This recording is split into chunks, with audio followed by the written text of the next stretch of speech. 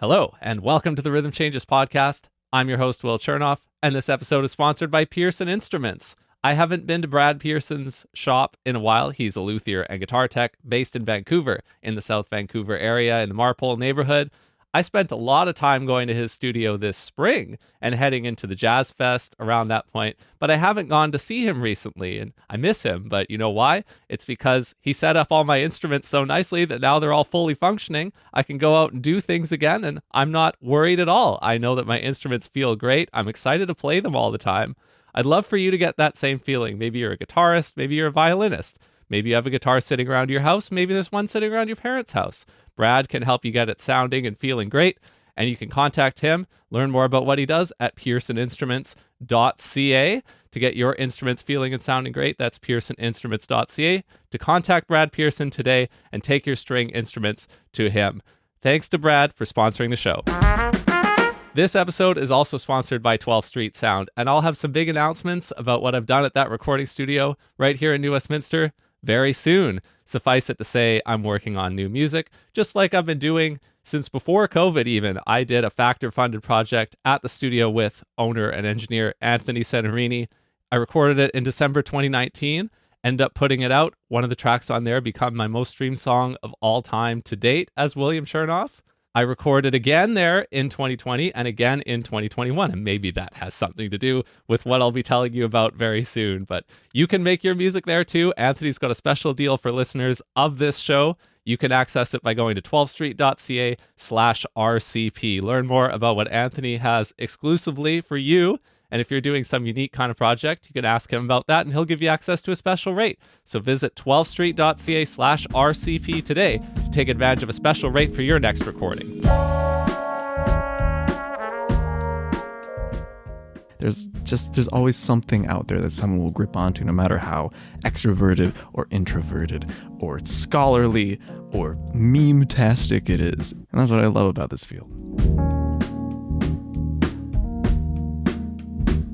Making a new friend is one of the most exciting things about being on a music scene. Maybe you've been around the scene for a while and somebody new has come in. That's something like what I'm presenting for you today on the show. Or maybe you are that new person. What do you do? Where do you go? How do you learn about people you're going to meet in this music scene that you want to be a part of? More about that and about one person's journey through that up next. You're listening to the only weekly interview podcast about jazz and creative music in Canada.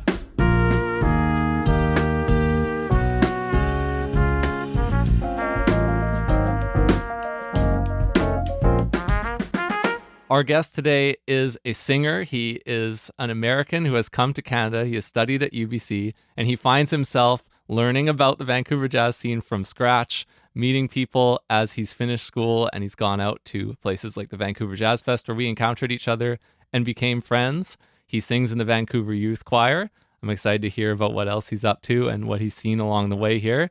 This is the most difficult conditions anybody has recorded the Rhythm Changes podcast in because it's so freaking hot. So please welcome to the show, Danny Najjar. Whoa, thank you. Thank you so much for having me, Will. We are going to take breaks for sure. I am wearing 2 layers. I figured, wear a collar because when you look your best, you feel your best. A bit of a double-edged sword, I realized, as I was walking down the road in the scorching sun uphill to the Will Chernoff residence. Oh, but I feel like it's paying off now that I've been very hospitably given this iced lemon lime water. With sugar. With sugar. Going for it. That's the secret. So the mic's picking that up. You sang with the Vancouver Youth Choir yesterday? Yeah. How was that? It was lots of fun. It was over at Mount Pleasant, part of the Music on Main scene. It was just a pop-up totally for free. It was a great turnout. Super casual. Oh, it was a very good time. Like, hadn't seen a bunch of those people in quite a while. So who are your best friends in the youth choir? How long have you been in it? I learned a little bit about it when we chatted, but walk me through your Vancouver Youth Choir journey. Oh my goodness. Well, my journey temporally is quite short. It's been 1 year.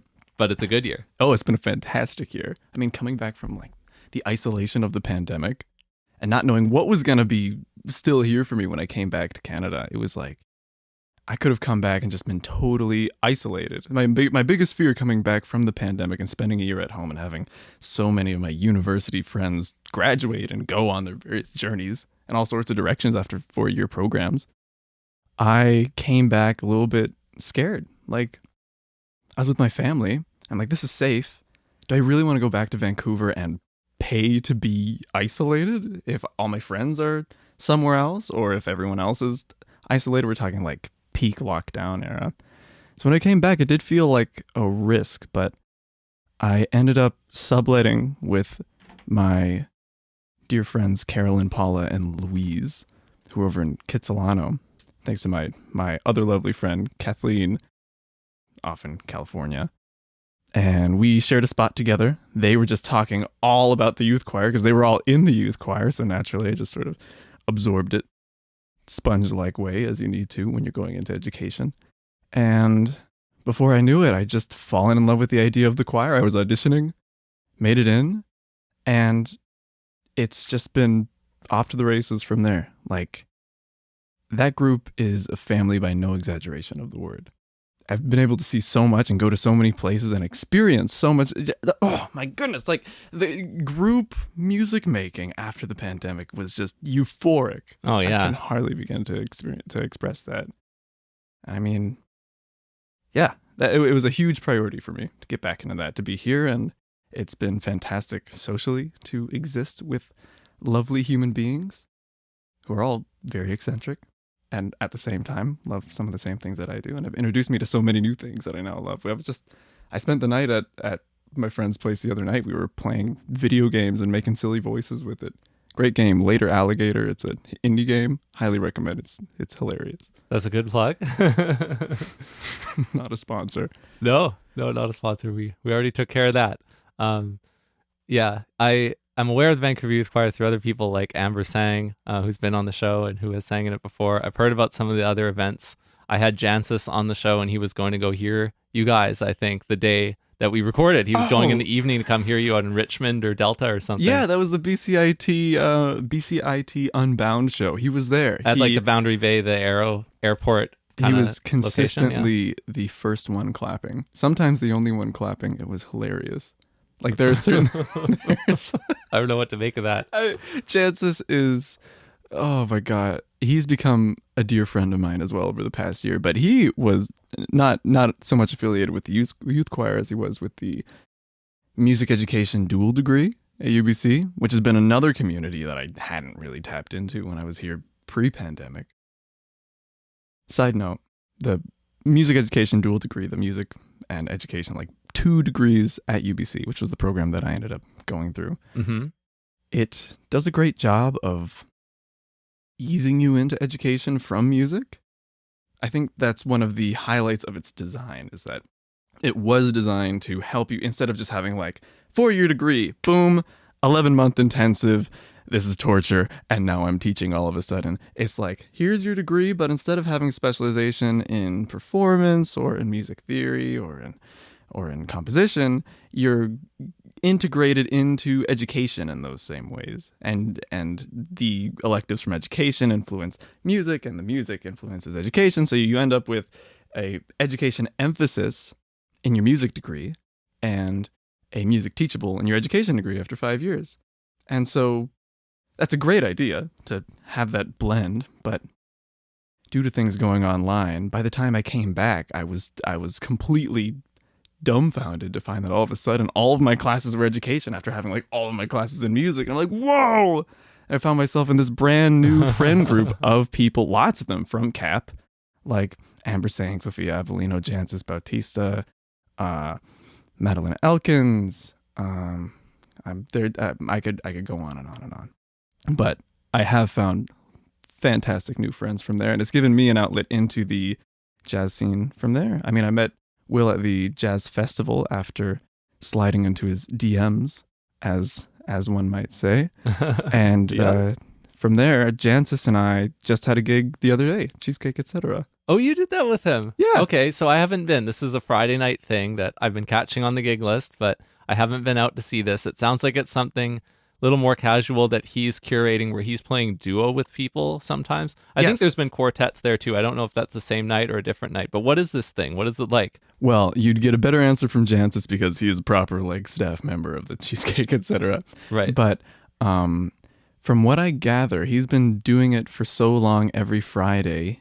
he took it upon himself to bring in duos, split the bounty, as it were, and give more variety to the shows on Fridays. And he offered it to me. I was flattered to do it. I came over to his place. We went on a bike ride and got brunch, and then just jammed for a bit. And we're like, yeah, we could do this. And then we whipped out some classic jazz standards, such as... I was going to say, what did you sing? Yeah.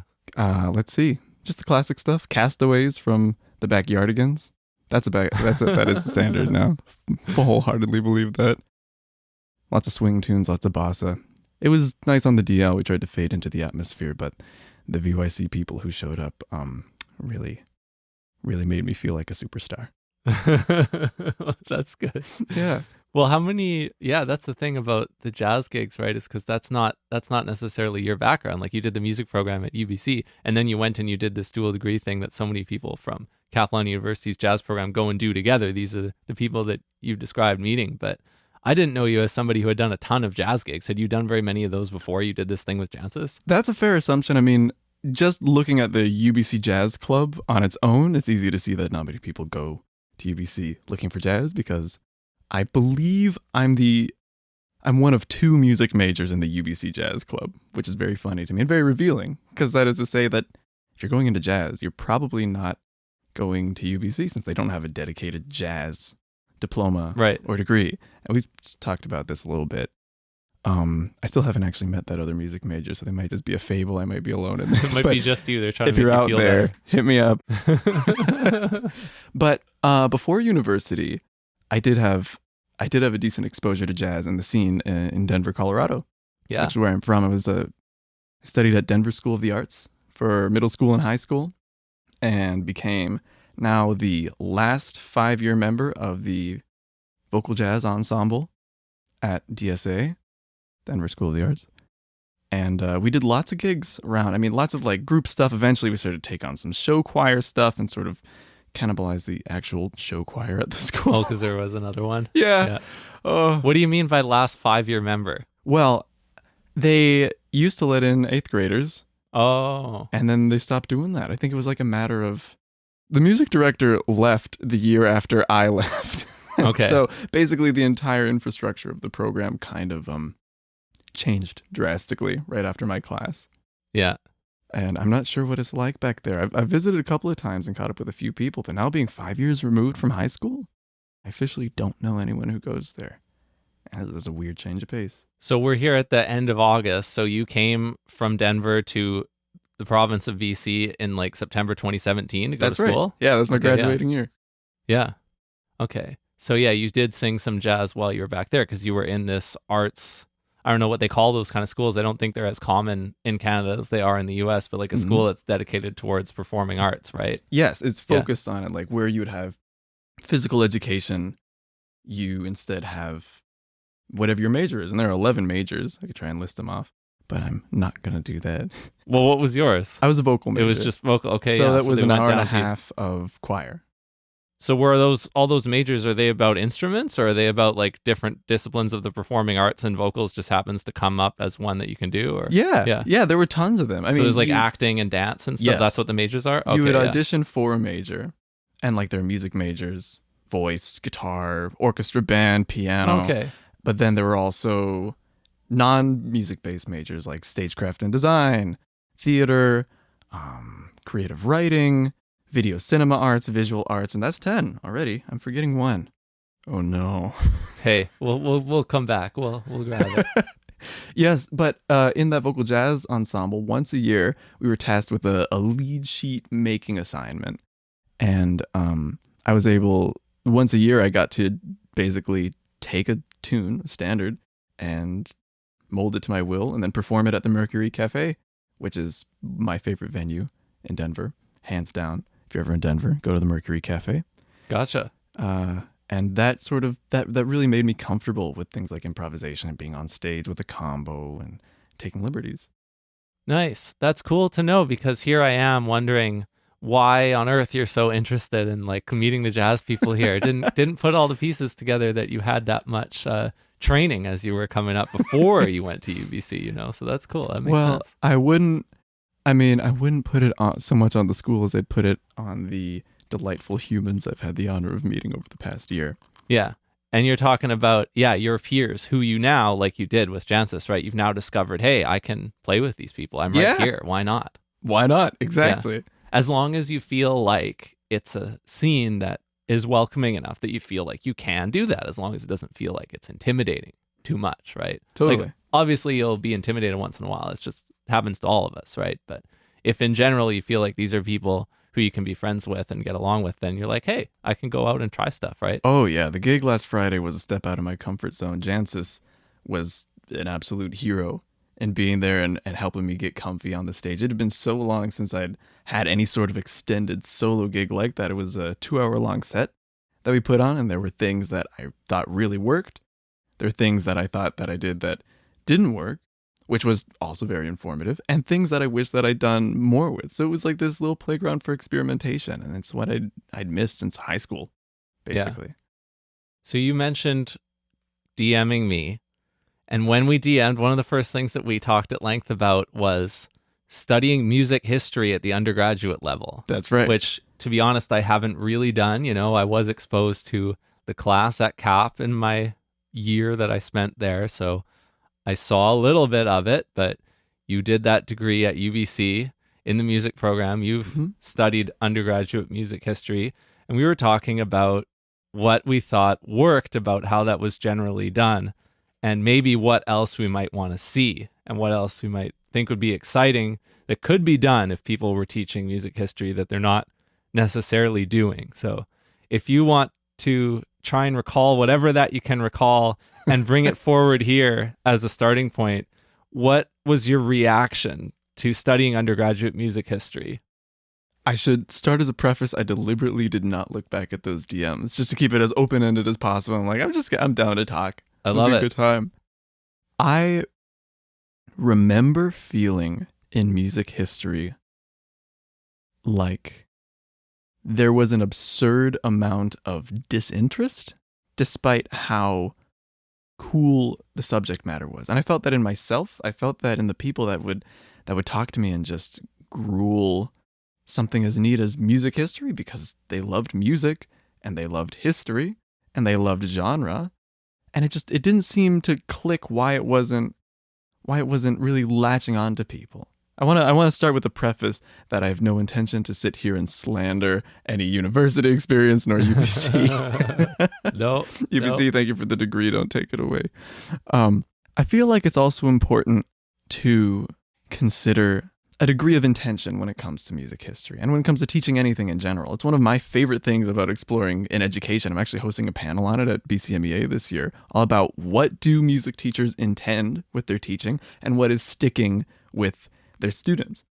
So to stick on that panel for a second, I'm getting together some people at the British Columbia Music Educators Association this October, and we'll be talking about their experiences growing up in the 2000s and 2010s in the current school system, talking about what made them want to pursue music. Like, what was the light bulb moment that made them go, oh my gosh, I'm a choir kid, or oh my gosh, I need to teach this. We're talking like budding music educators. What was that moment for them? And then on the inverse, what did teachers that were actually teaching that intend to be that moment? What did they think students loved? And what's the dissonance there? What are the parallels? How can we compare and contrast those things? And how can we reconfigure our brains and update in real time with what people actually love about this stuff? And what the answer to that is, I don't know. We'll find out at the panel. That's the whole point. October 21st and 22nd. You're not expecting to come in and know. You want to learn about it. Yeah. Right. Yes. And I feel the very same way about the way that we teach at university level, same as secondary. Music history is just one of those things where I looked at it, it felt like a collection of data about the Western canon. And I just started to wonder. I should mention it really helped that my two best friends in my early university days, their names are Eli and Haley. I still love them dearly. We would leave music history, specifically me and Eli. And Eli would be talking to me about all the history and what I thought about everything. And his brain would just be lighting up because he's a massive history buff. And he'd be comparing it to all sorts of real world historical events. And I just listened to him after the lecture. It was like an after show of the lecture. And I'm like, this is amazing.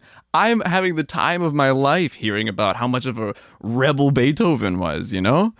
but Oh. it just didn't strike me in the course. And I'm like, wow, how is this? How is this even happening? Because we're getting all the data, but it felt strangely disconnected from actual history. So if we're gonna push to the side the fact that it's very focused on the Western canon, which is pushing a lot to the side, when I was in my university experience, there was little to none that was required that was outside of the Western canon of music history. So I don't want to pretend like that's something that should be pushed aside. But if we're going to pretend that that's all that we need, it still boggled my mind that we were so disjunct from the actual personalities and real world events that affected these composers. Like, I've been studying Berlioz recently a little bit, like just from time to time. I'm a normal person who's just interested in this stuff. I'm by no means an expert. I've been looking at little YouTube video essays of Berlioz, and Berlioz, in the context of music history, they said, or my music history classes, I remember hearing Berlioz was in the shadow of Beethoven, and he was just this real sad boy hours who just really wanted to live up to Beethoven. He wanted to make a new symphony, and then people said, oh no, you can't make symphonies anymore. Beethoven made all the symphonies. And then he goes, but I'm going to do it anyways. And he makes the Symphonie Fantastique. Turns out he was quite a character. Like, he had these memoirs that are full of information. True information?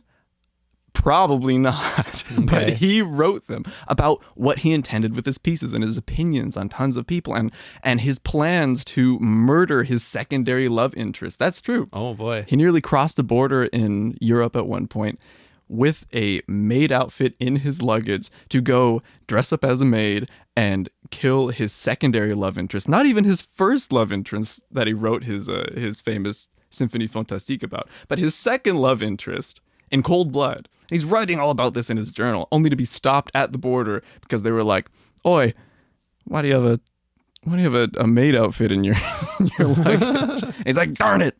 Like, that's such an interesting little take on his character and what motivated him. Not even to get into what's actually happening in the historical context of Europe post Beethoven, but it was something that made me go, "Why don't I remember that from music history?" You know. And even on Beethoven, I feel like one highlight of a lot of people's music history experiences in post-secondary education is looking at Beethoven and remembering the Eroica Symphony, the third symphony that was originally written about Napoleon. And then, because Beethoven saw Napoleon as an embodiment of the ideals of the French Revolution, he's like, that's awesome. That's what I believe. This is a hero. I'm going to write a hero symphony for Napoleon. And then Napoleon started getting a little too hungry for power and then declares himself emperor. And Beethoven goes, that's mondo uncool, my dude. I'm going to scratch out the name Bonaparte on my manuscript and write the hero. There's a much longer name that I'm forgetting. But it became a more general idea of what a hero should be. That was what the symphony became about. And it also became quite satirical. Like, there are little bits that I remember working on with VSO, and I think it was Otto Tauske at this point. I was part of the University Singers. We were working with the Vancouver Symphony Orchestra, doing Beethoven Symphony No. 3, and he was talking about all these moments where, like, you could hear the brass kind of doing like a blah noise, and that's supposed to signify, or Tauske read it as a signification of the horses, like, taking a poop. While they're going, it's just like this kind of underbelly of the march, of the armies, and like trying to humanize and demean and satirize a little bit what it means to be a hero and what Napoleon thought of himself. And I'm like, that's amazing. And there's so many little moments like that in music history that I feel like, for the sake of standardization, just get swept under the rug from time to time. So what you're saying is kind of like, when you talk about actual history, there's so much actual history. This is kind of what you mean, is there's lots of interesting details that amount to fun stories that can be really engaging and that can get people interested. And you're kind of saying that a lot of that isn't being presented very well, or it's just not in the curriculum at all. And so it doesn't end up being as satisfying of a thing because of that. Beyond that, I would say that The moments I bring forth right now were the moments that hooked me on music history. They were my light bulb moments where I go, wow, that's cool. I'm going to remember that. Narrative based learning, which is Yeah. something we talk about a lot in education courses. And if you're going into education, then you will talk about in education courses, is focusing on narratives. And some teachers these days even critique, they'll crack jokes about how much focus on narratives things are getting, where it's like, oh, I can't even give a kid a grade anymore. I got to write a whole essay just to tell their parents how they're doing. Because that's what makes sense to people. It's intuitive to human beings. So it's the reason why, and this is going to sound like a random aside, but I realize it's the reason why I fell so in love with video game soundtracks, because there was a narrative attached to it. There was something that I remembered with that motif, and as the game progressed, watching the motif progress or hearing the different themes of different characters, it hit me so hard. And hearing those narratives at the same time as a piece, say if I'm in University Singers and I'm literally performing Beethoven's Third, that's so immediate to get that story at the same time. So those light bulb moments for me were definitely focused in narrative-based learning, and I love it to bits. That's how I would put it. Yeah. So you'd say that there's like not enough narrative-based teaching going on to make it fun, and that that could be done better? I'd say that it's moving in that direction. And again, I mean, I haven't been in music history since, 2019? Since you graduated from UBC, or since you did the first kind of 2 years? Yeah, since I did the first 2 years. And I know it's moving in that direction, but I think that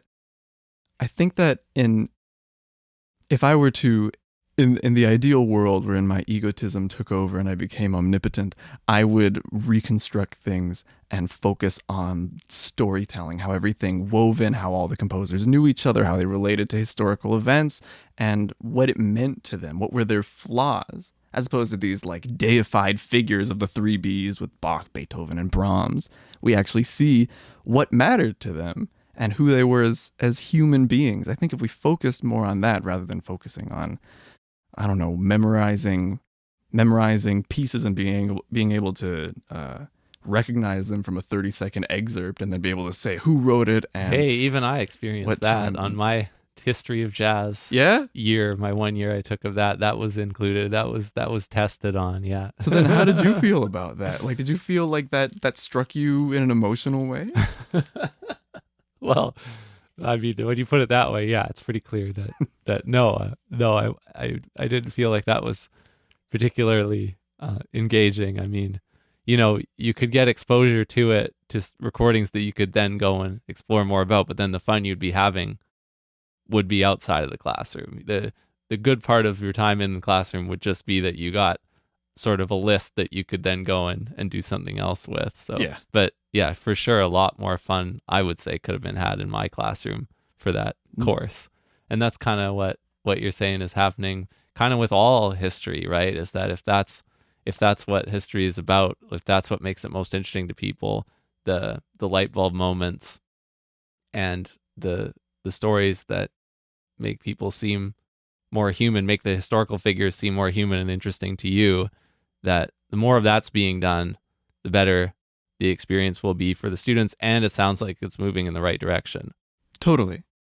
I want to say once again, I by no means want to say that there's nothing good going on in the education system or in university systems at all. I mean, there are lots of great things. I mean, I'm here today, and I definitely haven't been turned off from music. I remember one other thing we were talking about in our DMs was the idea of genre mixture and like where did these lines start to blur and what does it mean, especially past the 1900s where lines were blurring, and that was one of the many dimensions where a lot of composers were pushing, And I always wanted to hear more about how composers push the envelope. Once we get into things like jazz, which is something that I really wanted to learn more about, to the degree where I've been pestering some of my Cap friends about it. Yeah. I'm like, I want to know where jazz and what we call classical or orchestral music or whatever, where it melds together because they're not separate entities. But do you feel like they're taught that way? Oh, for sure. Yeah. I mean, a lot of the curriculum at the UBC program would be very different than the CAP program, and the faculty, the things that stick out most to them in terms of the competency that they want the students to get is going to be different, and it's going to come from very different places. So yeah, no, they're taught very differently. They're taught as two separate pools to draw from, for sure. And there is this thing in jazz where there's a mixing of the traditions, and there's some eras and some music that where that is happening, and there's some of that today.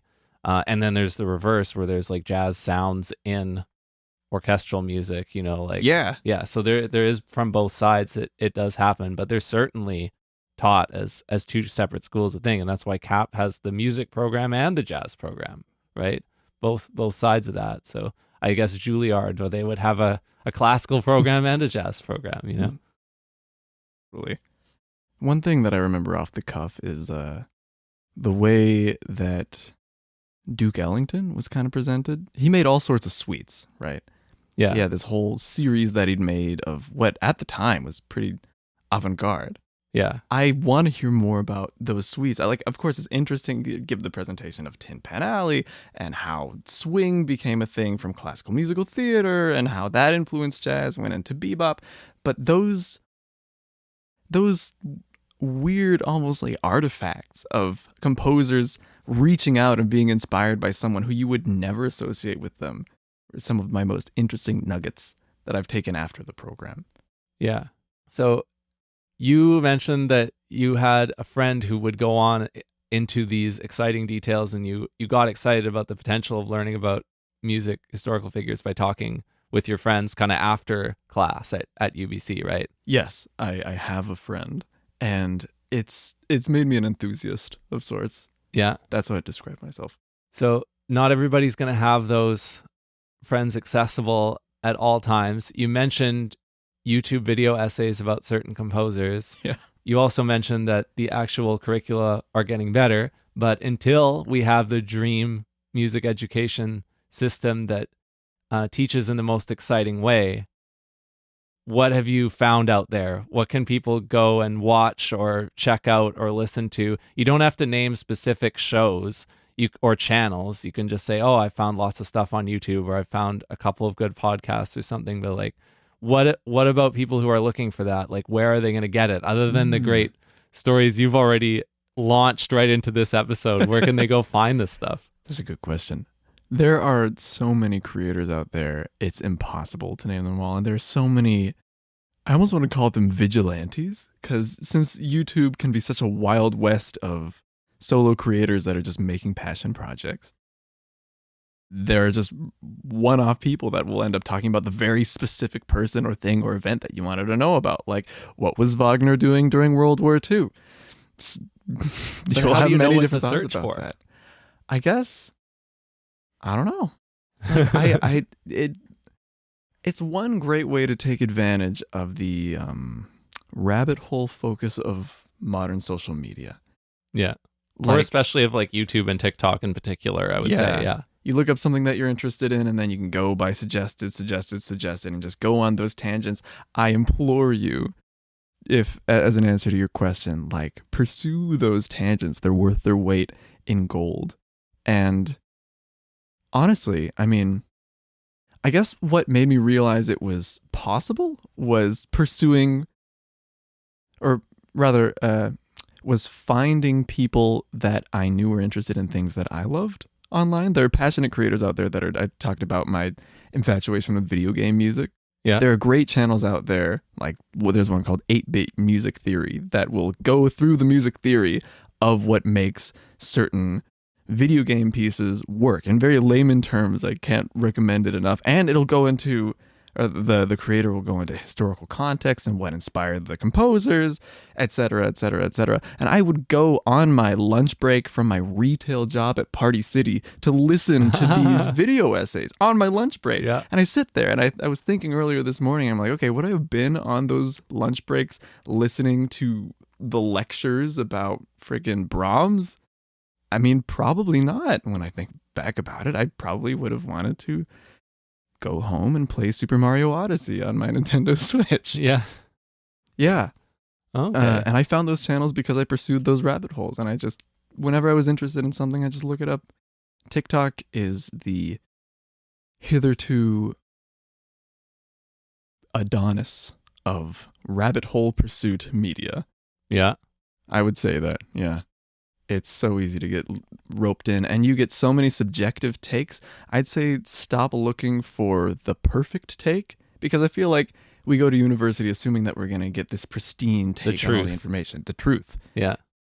Going online and seeing all sorts, like a truly infinite amount of takes about things can be overwhelming and feel like, oh, well, I don't know what's right, because you can find, we're past the age of wonder. We can find the answer to literally anything we could ask, as well as the opposite to that answer. If you look up, does coffee cause blindness, you will find both yes and no.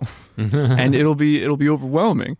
So I'd say, as best as you can, like, try and have fun with just how many different perspectives there are. And just like how just as questionable as Berlioz's take on his own life was, right. Take everything with a grain of salt and have fun with that. Berlioz has been very informative to me about what it means to have fun with music history, because he's just so unreliable as a narrator, and it's so informative of his character. That character, I think, can be extended to the greater internet as well. Yeah. The Wild West out there, kids. So yeah, you can, even if you're studying something else, like even if we're talking about the UBC Jazz Club, like if you are pursuing some other career and then you want to just go play jazz with your friends at UBC, you can still access this kind of music history education that's fun, because you can find these creators if you go down these rabbit holes. Oh, yeah. Yeah. That's good. That bodes well, because then there's going to be some of those people who become popular and end up influencing a lot of music students around the world, like an Adam Neely kind of approach is one example, but then that influences how everybody studies music, even if it didn't come out of one particular school. So the more creators there are out there that are known to people, the more the students are like coming in with, and then they kind of know, like they can be in their class and they can feel like, oh, this is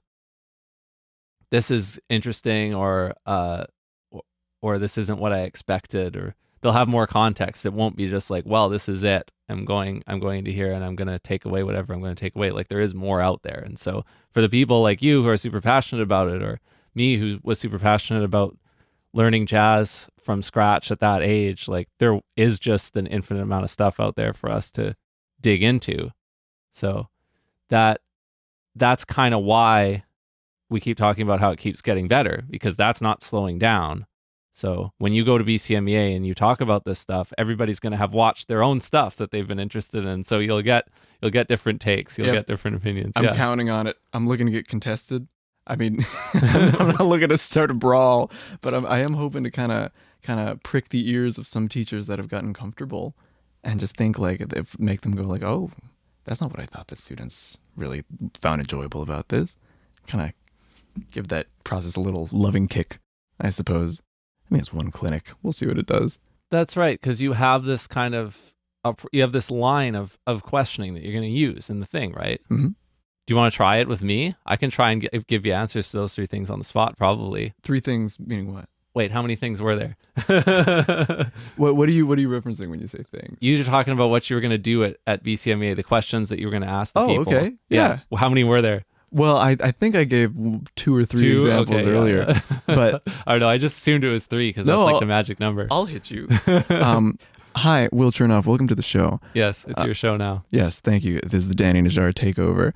Yeah. When was the moment in your earliest memory in music education where you identified with the term musician? Okay, so maybe just to get an idea of what you're trying to find here, because I think we're on the same page. You're trying to find when I started to identify as being a musician. Yes, let me rephrase that a little bit. Do you have a moment in your brain that you remember as the earliest moment where you felt like you were a musician? Oh, absolutely. Yeah. Yeah. I have an actual gig, or like an actual experience. It wasn't directly tied to BCMEA, but it was tied to like a high school band festival, like where New Westminster Secondary School was bringing, student small ensembles to go play at the band festival, and somebody couldn't make it because they were sick or something, and I kind of got pressed into service. So I got asked to like play bass in this already existing group, and so I had to learn what they were going to play and try and figure out how I was going to hack my way through it. And like that was the beginning of my whole career. The people that, I think there were like 6 people in that band, including me. One of them was a 14-year-old Madeline Elkins or something like that. And then there were some other people there who have been hugely influential peers and mentors for me to this day. Nebu Johannes, a trombone player who splits his time between Toronto and Vancouver over the past decade, but I've recorded with him, and he's been such like a peer mentor to me. But they were there right back then. And so that was my first exposure to some of the stuff that I kept doing for the next 10 years. So when I started to actually feel like a musician was like when I got called to do that, which is like a year plus into my playing already. So I kind of played for a year, and I was in band class for like almost a year before I had that. Interesting. So you were already playing music before you got to that moment. Yeah. So actually, to get my timeline straight, so this was in the winter of 2010, in the middle of that school year. So I had actually had a full year of concert band. And then I had a couple months of jazz band. And then I was one of the many musicians in the school jazz band. And because somebody else couldn't make the thing, then I got the chance to do that in the middle of like my first year playing jazz band. But yeah, I had been playing for like, I guess, a year and a half. Gotcha. Do you feel like there were any activities that could have been embedded into the criteria, or not the criteria? Do you feel like there were any activities that could have been embedded into the curriculum of the class that you were taking to sort of incite more of those pivotal moments for you? Yeah, and so that's where I'm really lucky. Like I pass your tests, sort of. Like I had such a good experience that I'm gonna pass the test of your line of questioning, sort of, because like in the curriculum, like in my jazz band with my band teacher and with the whole system up there at the high school, like they were putting groups of us into small ensembles and finding like little gigs for us to play in the community. And like obviously at the big band festival, that's another thing, but like we had already had the chance to play like a gig for maybe the city of New Westminster, or like some kind of like lobby, playing in the lobby at the Massey Theater before a show or something. Like our teachers were finding us. They were extracurricular, right? But they were like actively involved in finding things for us to do. It's just I was down the depth chart. Like I wasn't one of the best bass players, so I wasn't doing those things yet, but the other people were. Like the guy who was sick, when I got to do that opportunity, like they were finding those kind of opportunities for people. So I guess the kind of thing that you're asking if I wished I could have done, like they were actually doing it. I just didn't get to do it yet because I wasn't far enough along. Sure. Yet. Was it Steve Clemens who's getting? Yeah. Him that. And 2 or 3 or 4, depending on the year, other band teachers, all at the high school. Yeah. Nice. Cool. Well, I should mention there's no test. I'm not. Oh yeah, no, not a real test. There's no right way to go through music, of course. But I mean, it's interesting to me what you consider to be your pivotal moment as a musician, because for so many, being a musician doesn't involve performance at all. And for you, it seems like it was closely tied to That's so performing. true. For me, it's always been all about performance, and performance has been the main part of my career. I started the longest job that I had just as a performer, and then I kind of started doing other stuff with them, and I started a band, and I was a performer in the band, and the band was very live oriented. It wasn't like a studio and streaming and such oriented band. It was very much a festival band and a live band that we played with. So for me, yeah, performance is the driving force in how I identify as a musician. Yeah. Sure. And then I feel like from this conversation, like a teacher listening could go, oh, these guys are trying to tell me that I need to put more performance into my class. Oh yeah, but not everybody's going to like that. Oh no, not everyone's going to like that. Yeah. So yeah, that's true. That's just me. Yeah. But I love that for you. And I love that you were able to get those opportunities, and that you felt enabled to pursue those opportunities on your own, like that intrinsic urge for it. So I still haven't been able to answer the questions myself about not just for like what it means for me. I have my own answers for what music means and what I love about music and who inspired me, etc. But I mean, like, that feeling of what makes you inspired by music varies so drastically between people that there is no right answer. I don't want to even humor the idea that I have the answers, let alone a PhD professor out there. But the way that it ties into being a secondary teacher as well as being a post-secondary teacher teaching music history, there are just a myriad of things that students could grip onto. You're never going to win them all.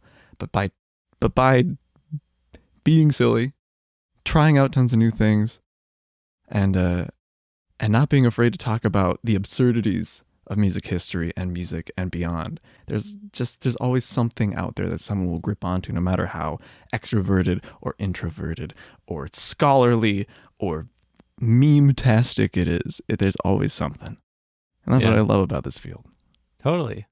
Yeah, because my approach being based on performance, not everybody is going to like that. A lot of people are going to have other things that they prefer, like production or like lessons teaching, like working with younger people, or I don't know what else. There's so many different ways to go about it, I guess. Or like, collaboration in big ensembles, because performance for me is about playing in a small group, right? Mm-hmm. There's other kinds of performance too that are very different, like singing in a choir or like playing in a big band or playing in an orchestra, right? Like that, I don't have experience doing that. That's not what I think of when I think of performance.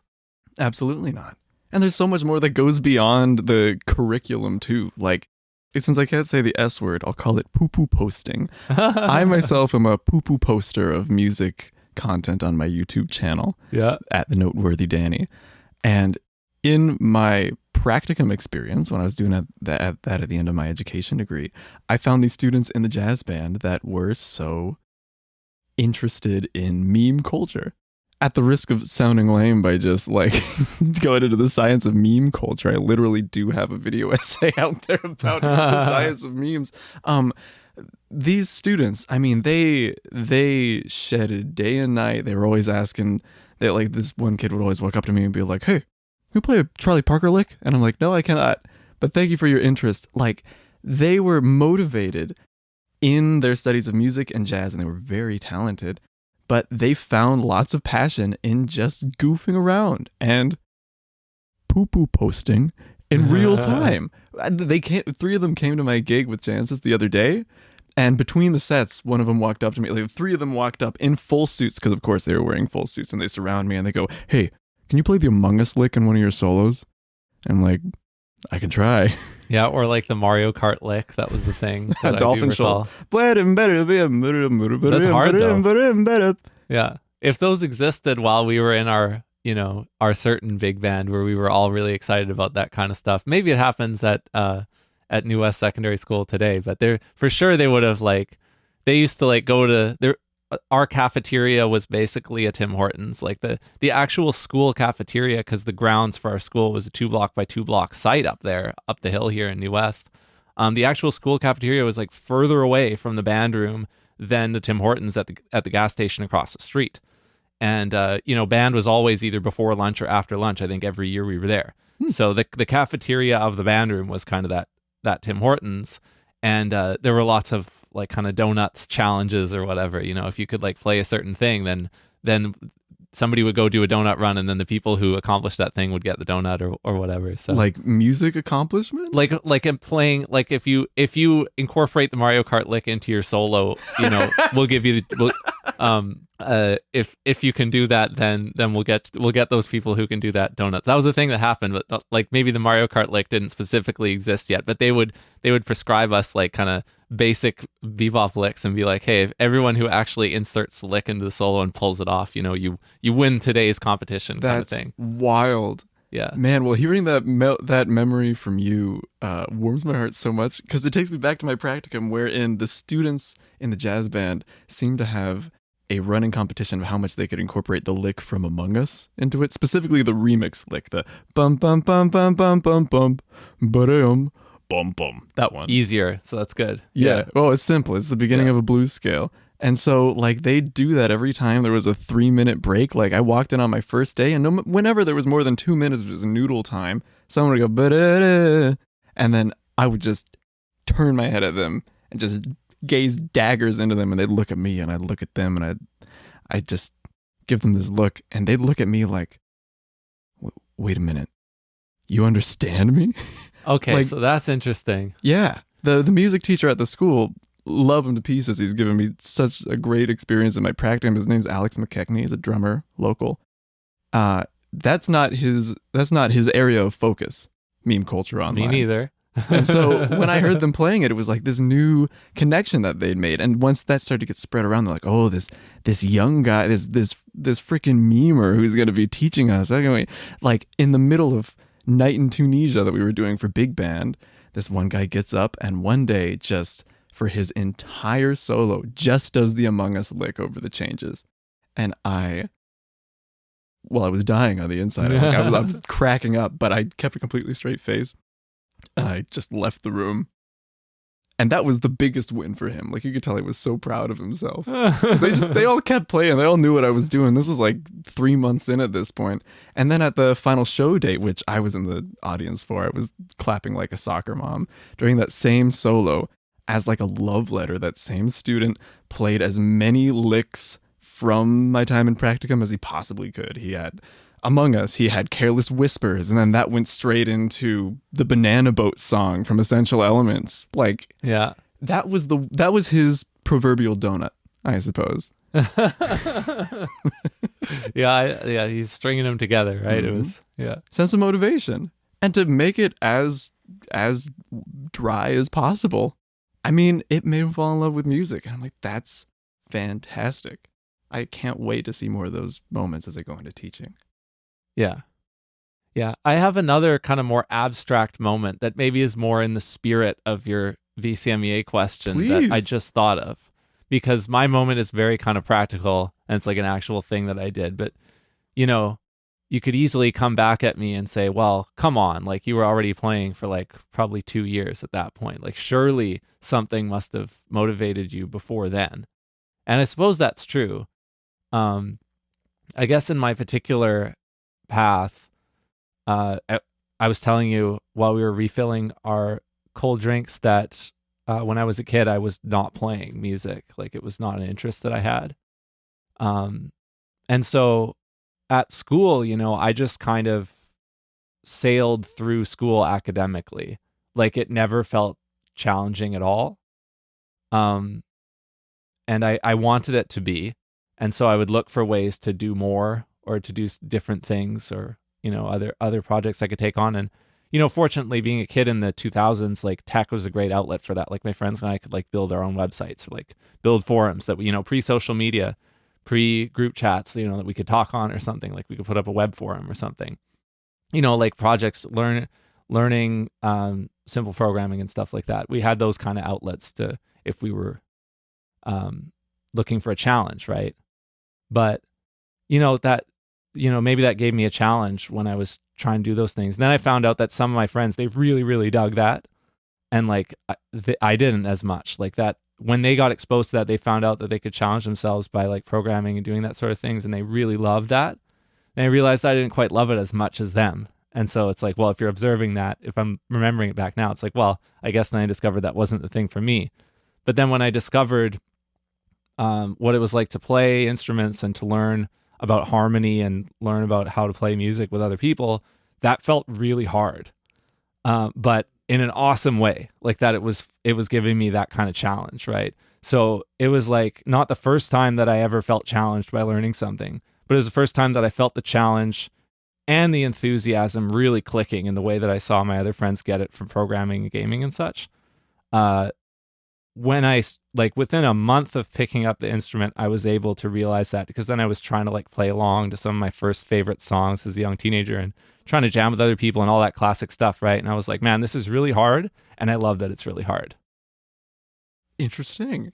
Wait, so really quick, when you're talking about like was it just the act of learning music that was the challenge for you, or was it putting it together? Oh, like, I could barely make the sound on the instrument, right? Like, Yeah. I just wanted to figure out how I could actually, like, I just couldn't move around the instrument. And I was just like, how am I going to do this? And I was already trying to play along with songs. And I just, even really easy songs, I just couldn't do. So I was like, what am I going to do? Yeah. So then I just wanted to spend as much time with it as I could and figure it out. And I got that passion for learning right there.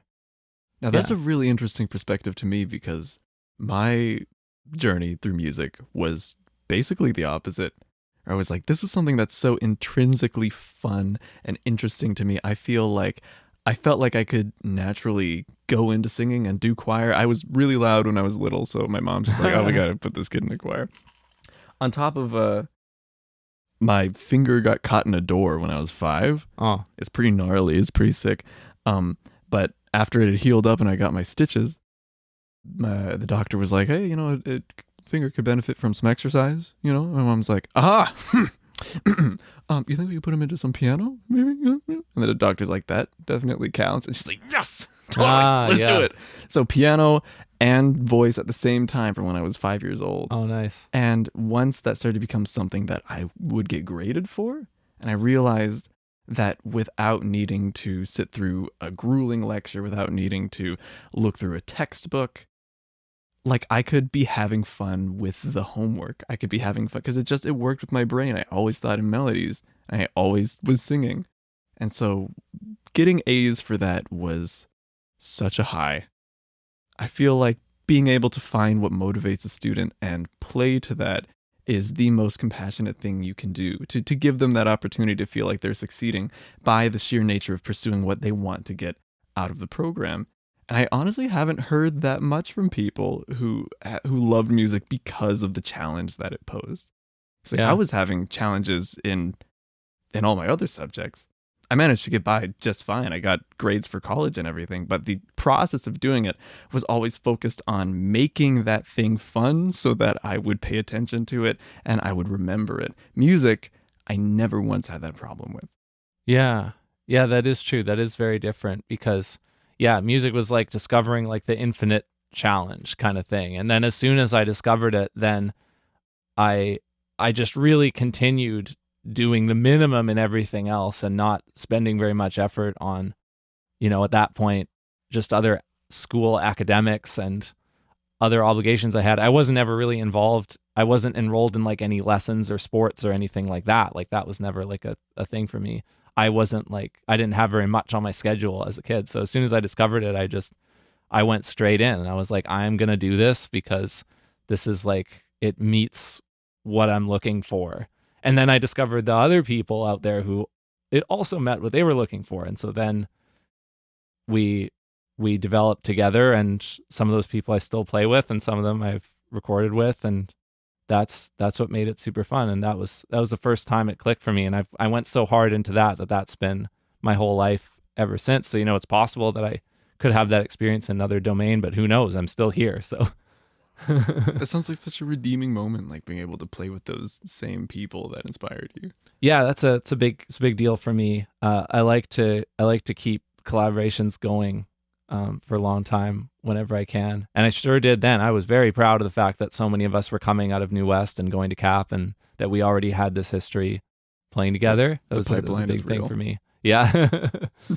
And so, but yeah, it was not in the cards for me at all. When I showed up at that high school here, I was not planning on playing at all, and I wasn't planning on it becoming a big part of my life whatsoever. So I'm lucky that it was there and that I got to ride the wave, That's amazing. I'd like to think that it was fun too, even for the people who weren't as passionate about playing. Like I like to think that all of us were there for different reasons and we tried to have fun with each other, even if we weren't in a group that was 100% aspiring musicians. Like I like to think that it's still, our passion for it still made it fun for the people who were just there to have fun, and they certainly made it easier for us. Like it's not really fun when you're in a room with 100% hardcore aspiring musicians. So.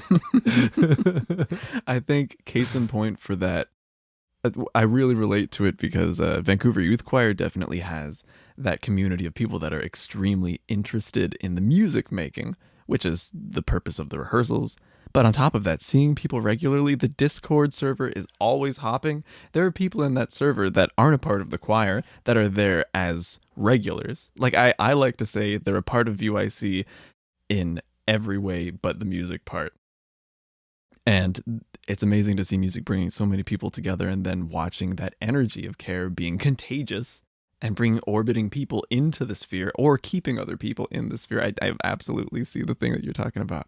Yeah, and then I taught, sort of taught, like I worked for North Shore Celtic Ensemble, and they do like a multi-group, like violin youth group program, right? So then there's people in there who are really just there as a social activity, right?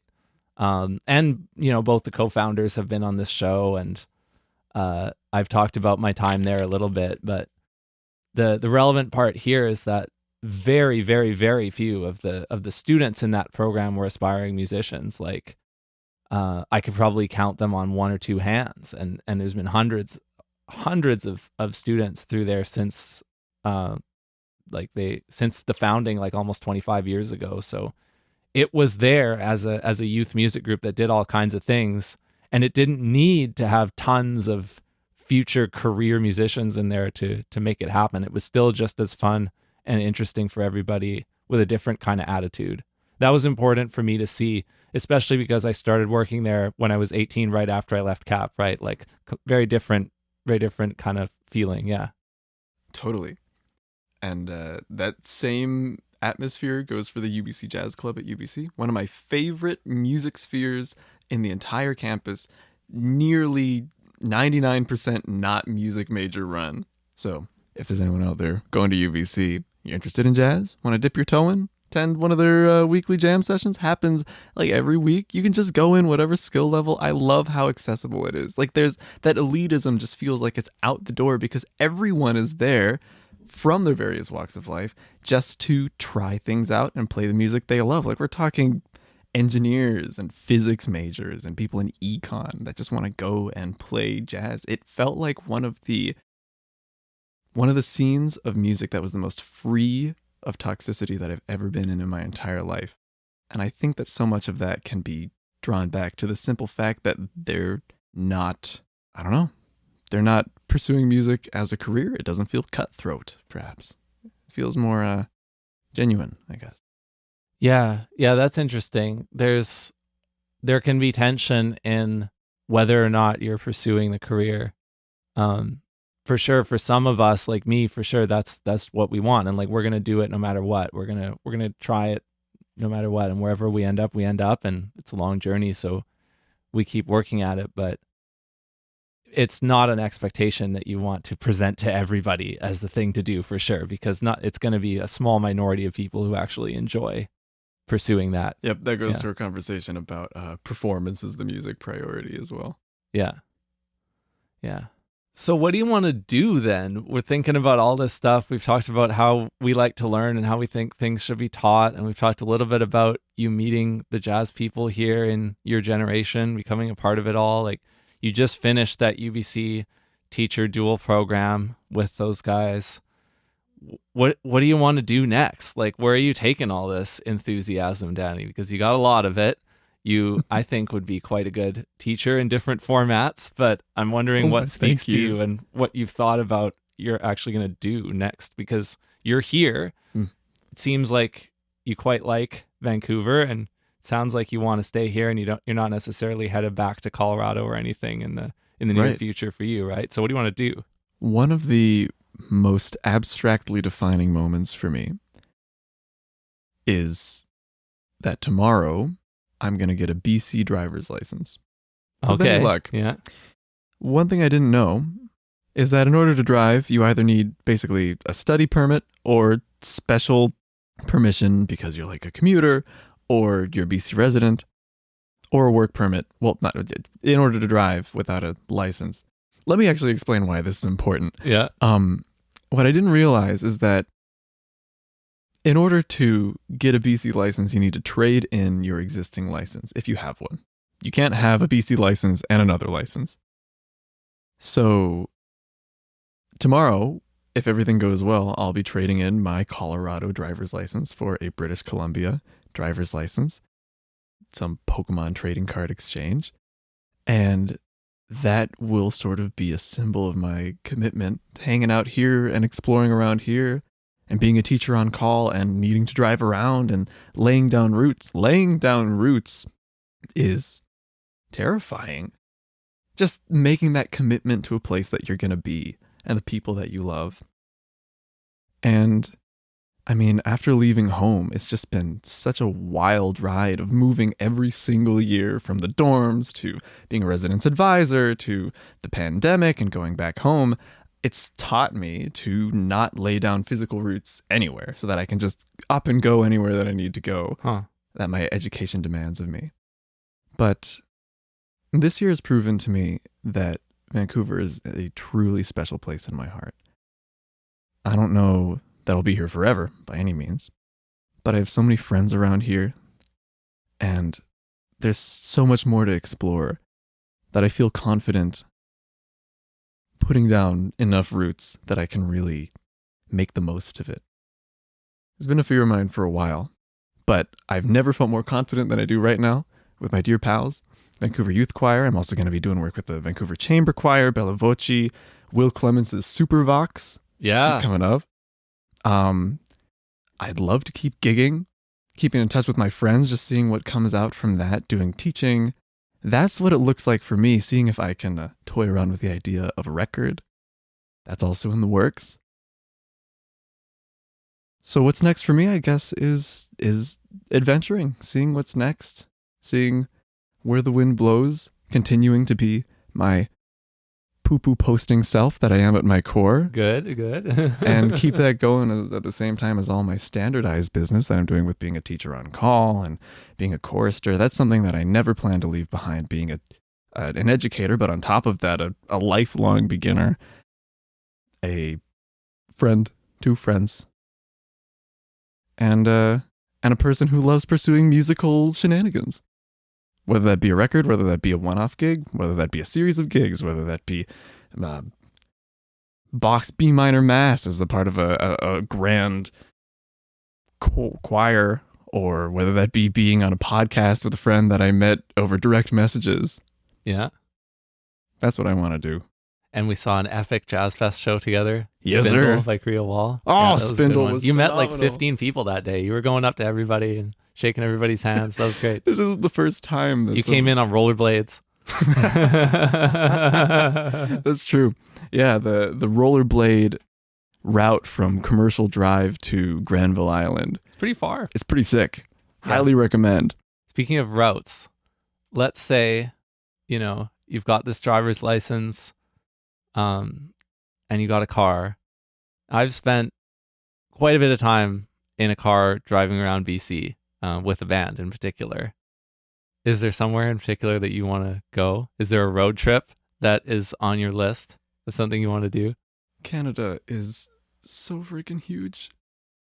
There's so much of it's a mind-boggling amount that I haven't specifically seen. I would say I've spent time driving around BC. Not every province, Sure. but for sure this province and some of the other ones too. But that within this province, there's still a lot to see, and some of those can be pretty cool if you haven't seen them yet. Absolutely. I mean, I've spent so little time on the East Coast, let alone the time, the area in between. There is a road trip currently in the works with some lovely choir nerds. Just go and be nerds in various places across the second largest geographic country worldwide. Mm-hmm. So I do want to go driving around and adventure and see what catches my eye. But I suppose it's less of a physical adventuring and more of a temporal adventuring that comes with being a teacher on call. You never know when you're going to be summoned. So having a car and having that driver's license is basically saying, all right, I'm equipped to be ready and devote Just the myself tools here. that you need, yeah. Yeah. Yeah. So Well, I guess that's why the driver's license is such a huge image to me. yeah, that's a good one. I'm a poet at heart. Yeah, I would say so. I mean, hey, I would be, when you talk about what you're going to record, I'm very interested to know, which songs you're going to pick, whether you're going to write songs or whether you're going to pick them. And I'm sure, we've talked a lot about kind of the backstories and things like that. I'm sure you'll have some interesting reasons for why you pick what you do. Thank you. I didn't get to hear you at Cheesecake Etc. yet, but the next time you come up on the gig list at Rhythm Changes, I'm going to mark it down on my calendar right away. Woo! Because I want to hear it. Yeah. Well, if I've got a gig and I'm not on the list, I'll be sure to give you heck for it. Please do. Yes. Well, Danny, thank you so much, my friend. It was a pleasure having you here. Stay cool. Go somewhere and cool down now, won't you? And yeah, thanks again for coming over. Sir Will, you are such a tremendous friend that I've had for the past couple of months. It's been rad being on the show. Thanks for chatting with me. Once again, thank you for tuning into this episode of the Rhythm Changes podcast. If you like what you hear, I invite you to become a free member today at rhythmchanges.ca. Sign up for the free weekly article. This week's article available now is a review of a jazz album called Fire in the West by Neil Swainson. It's a great album. I'd love for you to hear it. Again, go to rhythmchanges.ca and become a member for free today to become part of what we're doing. Thanks again, and we'll catch you next week.